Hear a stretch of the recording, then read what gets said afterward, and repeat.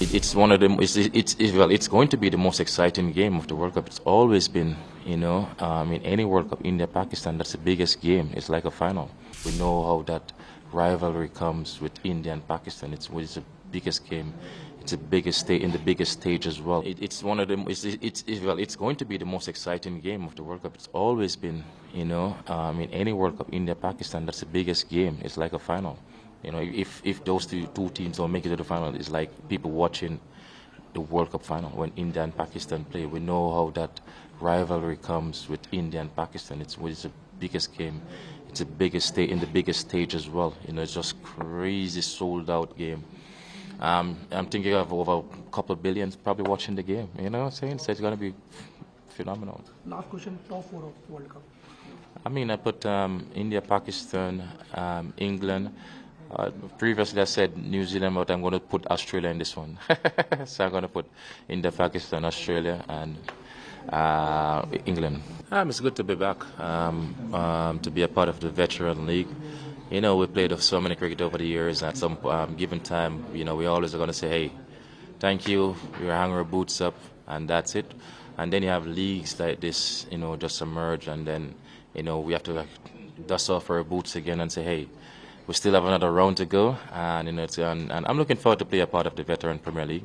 That gives you a chance to play against some players you have actually played against, a couple of years ago who have actually, retired, and then you can actually share a dressing room, or you can share the field once more with those other players as well, and fans can be able to see such iconic and veteran players, within this league as well. So it's a good initiative. Last 100 days left for World Cup, but qualification of West Indies is in jeopardy right now. So do you worry about this? Oh yeah, I will always be worried about West Indies and West Indies cricket. I'm very passionate about West Indies, and they will always have my support as well. But it's just difficult. I'm disappointed to see where we're at now in the qualifiers.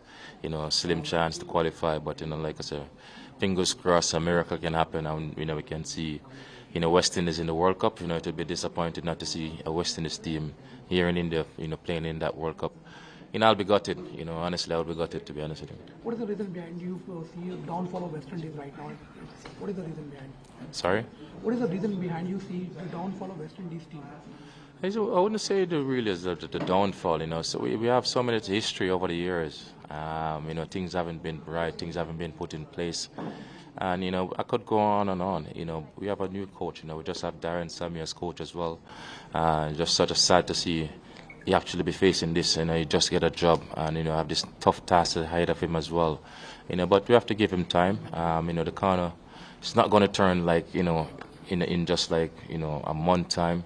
But sometimes we keep saying, the corner is about to turn. And, we see a little stint and then it kind of fall back as well. But like I said, there's a lot of things need to be put in place from a West Indies point of view. We're seeing some changes now, but we just have to give it a little time. It's not the best time now for West Indies cricket. We just have to try and I just have to keep supporting them as much as possible, because we don't need them. We don't need a player like me to come out now, bashing West Indies, wear the hat now and try to nail them into the ground. As a power, as a voice, try to uplift them as much as possible, and I'll always back them.